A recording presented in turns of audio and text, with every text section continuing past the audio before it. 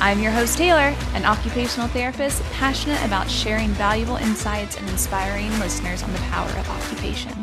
Get ready to expand your knowledge, challenge your perspectives, and be inspired by the stories of resilience, determination, and success, where occupational therapy takes center stage. Okay, so I am excited for our guest today, Michael Eng. If you guys don't know who he is the creator of the Certified Neuro Specialist course. And I've know from messages I've received on Instagram that some of y'all have had him as a professor. So we're looking forward to talking to you about both those things today. Welcome. Hey Taylor, how are you? Good to be I'm here. good. So I guess the question I first like to ask everybody is how you got into OT. Some people, this is a second career. Some people knew they wanted to be an OT from birth. Where are you at on that spectrum? Yeah, this was actually a third career, I guess, for me. So Oh, okay. yeah, I didn't I came to OT very late in the game compared to my peers because I didn't have a bachelor's degree in like the health sciences. My bachelor's was actually in political science. No Um, way. yeah, so I was working in like public policy. I was working for the city, and oh my God, I didn't like it. I got burnt out very quickly. So sort of as a break, I went into special education teaching. And I did that for a year, and that's when OTs came to my classroom. I saw what they were doing. I fell in love with the profession, and then I that's how I began my journey, I guess. That is so cool. You have such, well, I've never heard anyone as a third career OT, so that's kind of cool to hear. But I feel like your first two careers were such great foundation work. You were probably already doing OT things without really realizing that you were doing OT things. I think maybe in special ed, Yeah. in public policy, probably not a whole lot. Yeah. Yeah. You're like, no, absolutely.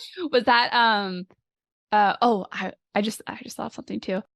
Disclaimer that anything that we talk about are our own views and opinions and don't reflect anything of where we are currently employed at or have been employed at. Good disclaimer for sure. I always forget to do that in the beginning. Okay, so then how long have you been practicing as an OT? Since 2009, so I guess, well, Happy New Year, everyone, because we're recording like New Year's Eve. Yeah. So yeah, like 14 years now, I guess. That's awesome. And then we connected through the CNS course. What else do you do? What are the many hats you wear? Because I feel like you probably wear a lot of hats. Yeah, so CNS is one obviously one of the main things that I do, but right now I am a professor at West Coast University where I teach occupational therapy, and that's in Los Angeles. And before that, I was at the University of Southern California, or USC, as many of you are familiar with. Altogether, it's probably been about 10 years since I've been in academia, and I also have a private practice on the side. Oh my gosh. I'm very excited for this, everything. One, to educate more people about the CNS course, because and for people who don't know, I went and did the course in October and I enjoyed it a lot. And I've gotten a lot of questions about it. So I think it'll be nice to hear, from the horse's mouth, if you will, about the course. So I figure we'll start with that. And then there's a lot of academia questions, mostly from Okay, me. cool. But it's something that people are definitely interested in hearing more about. My first question was, what compelled you to create the CNS course? The course has been through several iterations. So back in, I want to say 2013, it was offered as pretty much just a regular continuing education course, and that was strictly for people at USC. And the course was known as the Neuro Rehab Workshop, I believe that was the name, the Neuro Rehab Workshop. And the reason why we wanted to create the course back then was that we saw such a wide variation in terms of the standard of care when it came to neuro rehab. So therapists were doing interventions that may not have been the most up to date or the most evidence based. So we wanted a course that would help, strengthen their skill set, diversify their skill set. But then later on, it really evolved into a certification course. And that's when it became known as CNS, or Certified Neuro Specialist, which is something that we're really proud of. Because if you think about like your typical or regular continuing ed course that gives you CE credits or units, and you compare that to a certification course, the certification course actually has to meet much higher standards. Hmm. Like we need to have an education board that overlooks everything. And I'm not sure if everybody is aware of this, but CNS is actually a protected trademark, a protected certification mark that is Oh. registered with the US Patent and Trademark Office.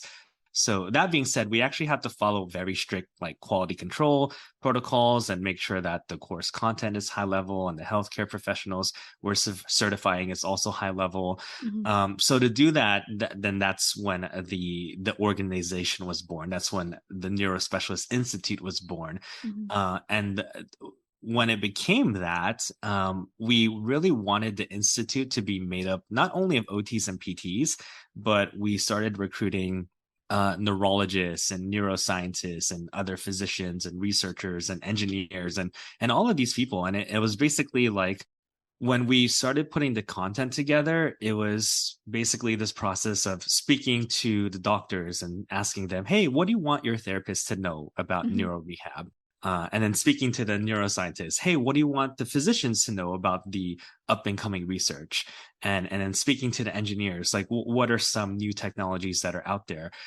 So the course has evolved from just like neuro interventions to like this bigger, more dynamic thing with all of these different people involved. So that was like 10 years in the making. And I guess what compelled me to do the course was, well, we wanted to start like with just straight up interventions, but then it became a much bigger thing, Hmm. bigger than I ever imagined. Yeah, I didn't realize that you guys had all of these other professionals involved in the institute itself. I think that's actually really cool. And what I appreciated when I went to the course is going back to what you said about standardizing care in neuro, because I would agree that there's ebbs and flows in what you see being practiced. So it's nice to kind of have a that standardization across the board. And I will say, and kind of jumping ahead here, somebody had asked, how is this specific course different from like the CBIS course, which is Certified Brain Injury Specialist for those that don't know, and then the the C, not the CRSR, that's something totally different, CSRS course that is for stroke rehab. And my personal opinion, because I did the CBIS course, or the difference, I guess, is I appreciated the hands-on lab and learning components of the CNS course, whereas with CBIS, we had like virtual learning. I think it was like a Zoom, and maybe it was because of COVID that it had to be like that. But there wasn't hands-on learning that was involved to really apply and get feedback on different interventions or applications. But that's what happened when we were in Los Angeles, is we had all of you got, and everyone there is so smart. They're helping people with techniques, handling techniques, just basic interventions, which I personally appreciate it. But what would you say puts CNS, I don't want to say above the other two, but how is it different than doing those other ones? Yeah. Well, first I have to say, and going back to our disclaimer earlier, I'm obviously biased towards CNS, so whatever I say is just my opinion. But I honestly believe that all three certifications have value. And I think I can say that that part is objective because I also have the CBIS certification. At one point, I also had CSRS, and I took CSRS back when the course was relatively new, and I thought that the content was great and the instructors were amazing. So obviously, there's probably some overlap as with any stroke or neuro course because you have to lay pretty much the same foundation or at least a similar foundation. I think what sets CNS apart from other courses is that we're not just exclusive to OT and PT. We're for all healthcare professionals, and we've had many nurses and doctors and speech language pathologists, psychologists, family therapists. They've all come in and taken the course. And it's because of, I guess, what I mentioned earlier. it's a course created by a multidisciplinary team. So if you look at other courses, sometimes there's a strong emphasis on motor skills or a strong emphasis simply on cognition. But we really try to dive into all the different systems and at the same time, you know. So it's like one of the labs that we put you through. Like, what if someone has a motor deficit plus a visual deficit, and now they have to transfer to a car, but there's an environmental barrier or there's a language barrier? How do you navigate through all of that? So the content isn't really that black and white. It's we offer strategies to navigate the different systems. And let's see. I guess one of the other things that we're really known for is that quite a few of our instructors and lab assistants have actually experienced a stroke or brain injury themselves. Yes, Or yeah. yeah, or they have like CP and spasticity, and they were born with it and they grew up with it, and that was central to the CNS course because it's easy for us as therapists from the outside. It's easy for us to talk about like the theoretical interventions, but when you have a true heart-to-heart conversation with some of these patients or some of these survivors, they might tell you that a lot of these interventions don't really work all that well for them. Mm. So what is the plan B? What is the plan C? And when it comes to CNS, we hope that we offer multiple tools and multiple plans. So yeah, you know what's interesting? You mentioned the CBI course, and when I got certified, I don't think there was a course that was associated with it. We basically just had to have the experience hours and pass the exam. But I didn't actually take a course for that certification. So I think that might, now that you mention it, I think that was something that where I worked offered. Because I think you can just like get the hours, like you said, and take the test and then pass it and call it a day. There was a course associated with it, and I guess it might be optional, because they do have like CBIST, like the people, or yeah, who are the instructors for the courses too. I always tell people look and see if you have an instructor in your area if you're interested in taking the course, because that might be an available option. But I don't think I'm biased towards any of the courses. I actually want to get my CSRS too, just because I like learning. Yeah, for sure. I don't know. And I'd agree with you too. I feel like every course, I mean, it's all neuro, so it's going to naturally overlap in a lot of ways. But even still, I felt like there were tidbits of learning where I was like, oh, that's different. Or, maybe I hadn't thought about that before. I know you mentioned broadening the scope of people that who can get the CNS certification. Is it only open to clinicians, or can students take this certification? Well, we actually have two different courses. So we have the CNS course, which stands for Certified Neuro Specialist, and basically the requirement for that is that you have to be a licensed healthcare practitioner. So there's licensing involved. And We that's have any another. discipline, and it's not just therapy. Yeah, that's any discipline. Okay, So yes, if you are a physician, you're a nurse who we've had in the past, they're eligible to take the course. cool. Um, and in terms of a course for students, we actually have something called CMP. For those of you not aware, CMP stands for Certified Neuro Practitioner. So we've created a whole different certification course for students to take. Okay. So I feel bad because I didn't entirely understand what CNP was, but somebody had asked about, well, their question was, is the CNP worth it? Could you explain more about what the CNP offers to like students, Sure. for example? Yeah, so well, first of all, I hope it's worth it. I really do. I know Um, people ask those kind of questions, and I'm like, well, I feel like he's going to say yes.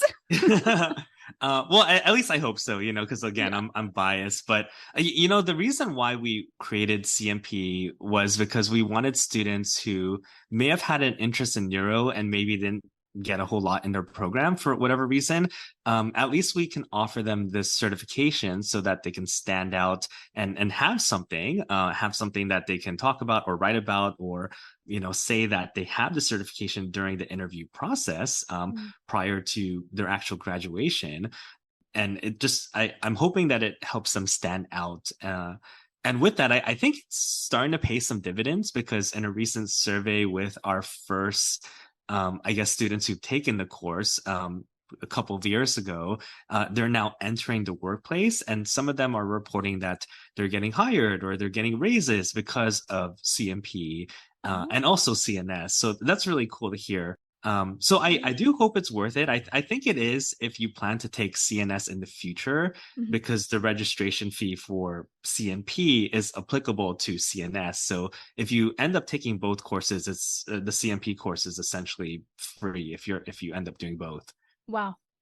Wow. Okay. That's a man. I wish I knew about CNP when I was a student because It didn't. I don't think it existed then. It's ah, only like a I'll go couple back of to school. like 3 years old. Yeah, or go back to school. No, I don't want to go too into detail about things that can be found on the website.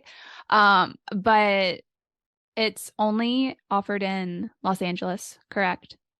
No, actually, well, I mean, since the pandemic, it's been offered in LA just because Okay. that's where most of us are. That's where we started. But prior to the pandemic, we actually used to travel. So we used to offer the courses in Oh. other parts of the country. But when everything shut down, it got very difficult to do that.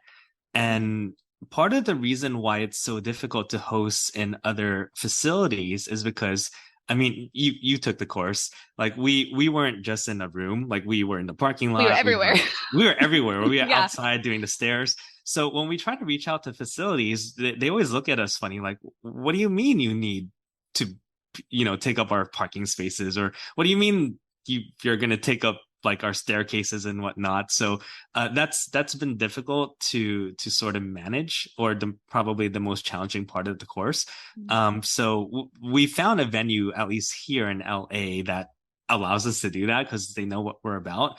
But we're hoping like fairly soon to go back to other parts of the country because I know it's difficult for people to travel all the time.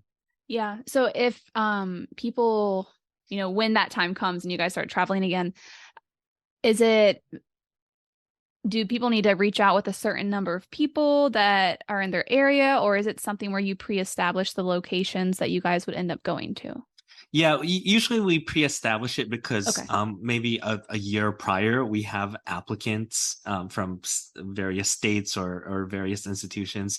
They fill out an application with us. They try to cover the logistics, and if it works out, it works out. So not for 23. 23, we're still just in LA, but for 24, like we're looking at different states in the Midwest and East Coast, and we're just going through the applications right now. See, that's so good because I think that's something I've gotten, DMs about. People are super interested in it, but they're like, but it's in California. And Yeah. I'm Well, like, how was it for you, like traveling all that way? I mean, I didn't think it was bad going from Texas to California. I just like hopped on Southwest and, went across. So I didn't think it was bad at all. And to me, it was something I don't think you even knew this, but like I wanted to get the CNS certification when I was in OT school. I knew about the certification, or I knew what it was, and I was like, yes, that is what I want. So just getting to the point where I could go and, you know, travel and go do that. So it wasn't bad for me. I Okay. don't think it's bad. I feel like LA is such a hub for flights too, that most places you can get a direct flight in. Remember, the power of occupation lies within each of us, and together we can unlock its transformative potential. If you've enjoyed our discussions and want to stay connected, be sure to subscribe. I'd love to hear your thoughts, ideas, and suggestions for future episodes. Thank you for being a part of this community, and until next time, stay curious, stay inspired, and keep embracing the power of occupation and making a positive impact in the lives of those around you.